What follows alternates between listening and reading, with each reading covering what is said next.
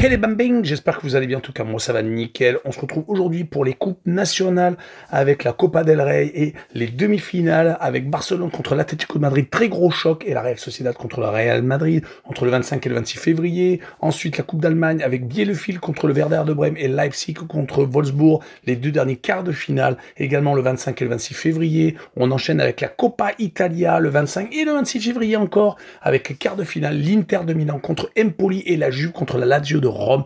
Et on finira avec la Coupe de France et les 4 quarts de finale, toujours entre le 25 et le 26 février. Cannes contre Guingamp, National 2 contre Ligue 2, et également Angers contre Rennes. Deux équipes de Ligue 1, Brest contre Dunkerque, Ligue 1 contre Ligue 2. Et enfin Stade Briochin contre le Paris Saint-Germain, National 2 contre Ligue 1. Voilà, n'hésitez pas à venir nous rejoindre sur le site VIP, les réseaux sociaux, tout est à l'écran et en description. N'hésitez surtout pas à mettre vos pronostics, vos critiques positives ou négatives, votre petit pouce qui va bien pour faire monter la vidéo le plus haut possible. Et n'oubliez pas de nous rejoindre, on est au-dessus des 19 300, merci encore. Et on commence avec Barcelone contre l'Atlético de Madrid. Les deux formations se sont déjà rencontrées en championnat et surprise, l'Atlético de Madrid s'était imposé 2-1 à Montjuïc en toute fin de rencontre. Cela leur a permis d'accéder au top 2, mais malheureusement depuis, ils sont un petit peu moins réguliers. D'ailleurs, c'est également le cas du Real de Madrid. Le FC Barcelone en a profité car ils étaient décrochés à une époque et ils sont actuellement leaders depuis ce week-end où ils ont gagné leur match contre le Rayo Vallecano. Et comme l'Atlético a fait 2 matchs nuls sur les 3 derniers matchs contre le Real et contre le Celta, même s'ils ont gagné à Valence, ils ont été dépassés par les Catalans qui restent actuellement sur 5 victoires consécutives, toutes compétitions confondues. Ils n'ont plus perdu depuis 13 rencontres, toutes compétitions confondues. Ils sont qualifiés pour les 8e de finale déjà directement pour la C1. Ils vont rencontrer le Benfica Lisbonne pour espérer arriver au quart de finale de l'épreuve Rennes. Et en Liga, ils sont actuellement sur 5 succès consécutifs du côté de l'Atlético. Également une grosse période d'invincibilité, 8 actuellement. Rappelons qu'avant la défaite contre Leganés le 18 janvier, ils avaient déjà eu une période de 15 matchs consécutifs sans défaite. Donc vous l'aurez compris, c'est une équipe très difficile à battre. Et sur ce match-là, je vois un match nul, un but partout entre les deux équipes. Et je verrai l'Atlético avec un handicap de +1, donc il faut qu'il ne perde pas par un but d'écart avec une cote 1,75. On enchaîne avec la Real Sociedad contre le Real Madrid en Liga. La Real Sociedad est 9e. Ils viennent surtout d'enchaîner 4 victoires sur les 5 derniers matchs. Leur seule défaite était au Betis de Séville. Ils sont qualifiés pour les 8e de finale de la Ligue Europa car ils viennent de sortir Midtjylland, gagnant à l'aller et au retour. Et ils ont confirmé cela avec un gros succès contre Leganés ce week-end. Ils sont donc très en forme. Ils vont jouer contre la Real Madrid qui de leur côté ne perdent plus ces derniers temps, même s'ils viennent de perdre la tête du championnat au profit de Barcelone. Ils n'ont perdu qu'une seule fois sur les 9 derniers matchs, toutes compétitions confondues. C'était contre l'Espagnol, d'ailleurs en Liga. Avant la victoire ce week-end contre Gijón, ils avaient enchaîné 2 matchs nuls et une défaite contre donc l'Espagnol. Mais rien n'est à jeter car ils viennent de sortir Manchester City et sont qualifiés pour les 8e de finale de la C1. Ils sont encore à la lutte pour le titre et peuvent gagner la Coupe du Roi. Sur cette rencontre, je verrai une victoire du Real qui vient de s'imposer lors des 3 confrontations directes avec le club basque. C'était en 2024 et en 2023. Je les vois donc gagner avec 2 buts d'écart et également avec la double chance N2 et le moins de 3,5 buts sur le match et une cote 1,74. On poursuit avec les 2 derniers quarts de finale de la Coupe d'Allemagne avec Bielefeld, pensionnaire de Détroit allemande contre le Werder de Brême et pensionnaire de Bundesliga. L'Arminia Bielefeld est actuellement 4e de son championnat, assez décroché par rapport au premier, mais encore dans la course pour monter directement. Ils n'ont que 5 points de retard sur le second. Ils restent actuellement sur 2 victoires consécutives. Rappelons qu'en Coupe d'Allemagne, ils ont fait déjà 2 exploits, éliminant l'Union Berlin et également Fribourg, pensionnaire de Bundesliga aux 2 tours précédents, marquant en plus 5 buts sur ces 2 oppositions et n'en prenant qu'un seul. Ils vont jouer contre le Werder de Brême qui est actuellement 12e de Bundesliga, qui vient de perdre ses 3 derniers matchs contre le Bayern de Munich, Hoffenheim et contre Fribourg, prenant quand même 11 buts au passage. Donc sur ce match-là, je vois l'Arminia Bielefeld s'imposer 2-1. Et je verrai les 2 équipes qui marquent avec une cote 1,76. Et on passe à la 2e demi-finale avec Leipzig contre Wolfsburg. Leipzig est légèrement descendu au classement de Bundesliga car actuellement ils sont 6e mais n'ont qu'un point de retard sur le 4e et qualifiables pour la prochaine Ligue des Champions.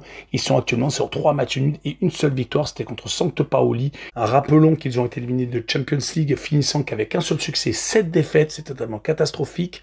Mais donc depuis 2025, en Bundesliga, ils ont 5 matchs nuls, une victoire et une défaite. C'est vraiment médiocre. En Coupe d'Allemagne, ils ont pour l'instant éliminé St. Pauli et Francfort, gagnant 3-0 lors du dernier tour. Ils vont jouer contre Wolfsburg, qui est à peu près dans le même état d'esprit que Leipzig, qui sur les 5 derniers matchs de Bundesliga a fait 4 matchs nuls et qui s'est imposé une fois à l'extérieur à Stuttgart. Ils sont actuellement 8e du championnat allemand, qu'à 4 points d'ailleurs de Leipzig. Rappelons que lors de la seule opposition en championnat actuellement, Leipzig s'était incliné 5 buts à la maison contre Wolfsburg. Sur ce match-là, je verrais bien un but partout, avec le homme nobet et le match nul remboursé ses victoires de Leipzig à la maison et une cote 1,86. On enchaîne avec la Coupe d'Italie et les 2 derniers quarts de finale avec d'abord l'Inter de Milan contre la Lazio de Rome, le leader du championnat italien contre le 5e, avec 2 formations qui sont encore qualifiées en Coupe d'Europe. Du côté de l'Inter de Milan, c'est les 8e de finale de la C1. Ils vont jouer prochainement en 8e de finale contre le Feyenoord Rotterdam. Du côté de la Lazio de Rome, ils s'étaient qualifiés directement pour les 8e et ils vont jouer contre le Victoria Pilsen. Actuellement, les résultats sont plutôt contrastés du côté de l'Inter de Milan. Heureusement qu'à la maison, ils restent maîtres de leur destin avec des victoires contre la Fiorentina et contre le Genoa, mais c'était seulement à chaque fois sur un but d'écart. À l'extérieur, par contre, ils viennent d'essuyer 2 défaites à la Fiorentina et à la Juve sans marquer de but en plus. Et rappelons qu'ils avaient fait match nul contre la C Milan le 2 février, mais contre les Rossoneri. Ils avaient eu vraiment du mal cette saison avec les 2 défaites en finale de la Super Coupe d'Italie et surtout le 3-2 lors de la première opposition entre les 2 clubs.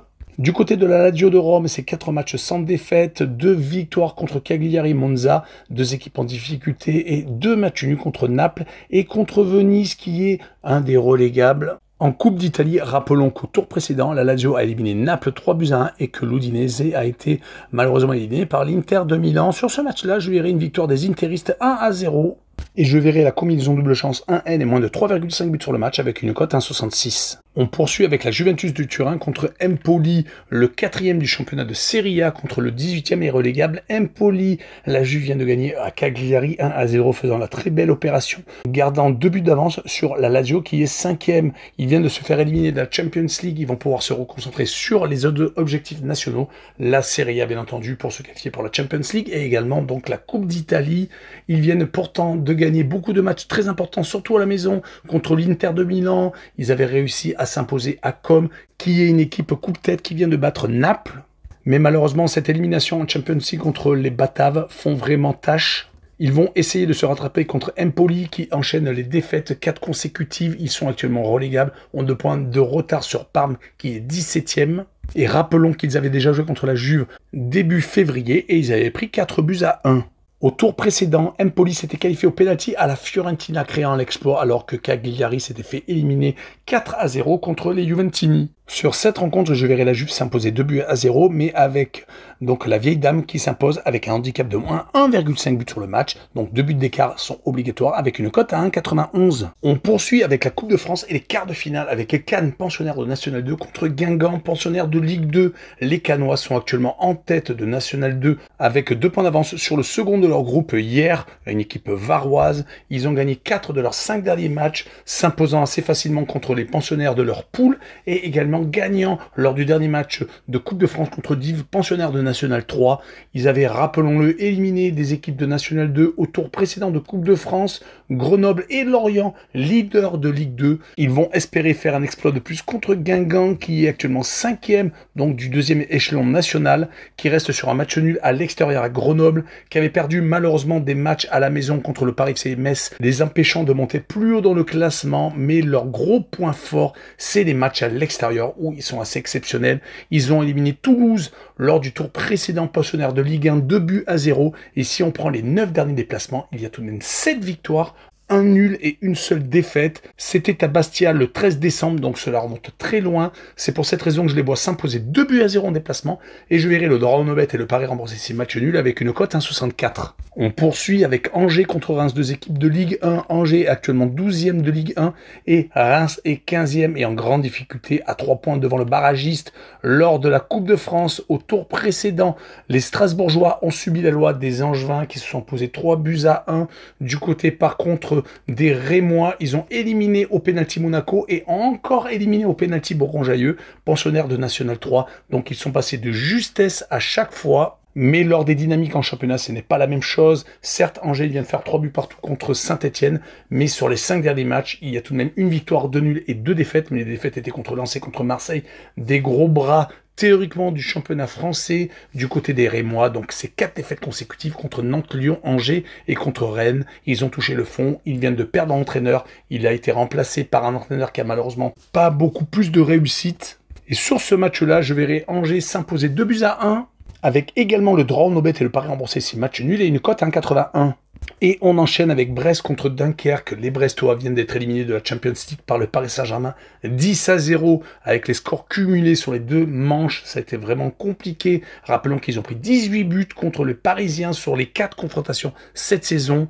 Ils ont par contre sur les dernières semaines un peu accusé le coup, bien entendu, de défaites contre les Parisiens et 2 matchs nuls contre Auxerre et contre Strasbourg. Ils ne sont quand même pas ridicules en Ligue 1 car sur les 7 dernières rencontres, ils ont tout de même cumulé 4 victoires, fait 2 matchs nuls et n'ont perdu qu'une seule fois, mais c'était donc contre les Parisiens. Ils sont remontés à la 9e place, peuvent encore espérer se qualifier pour une prochaine Coupe d'Europe. Ce sera peut-être pas la Ligue des Champions, bien entendu, mais ce sera plutôt la Ligue Europa, voire la Ligue Europa Conférence. Ils vont jouer en Coupe de France contre Dunkerque, qui est 3e de Ligue 2, qui reste sur 3 victoires consécutives qui leur permettent encore d'espérer monter directement, car ils ne sont qu'à 4 points du leader et à seulement un petit point du Paris FC.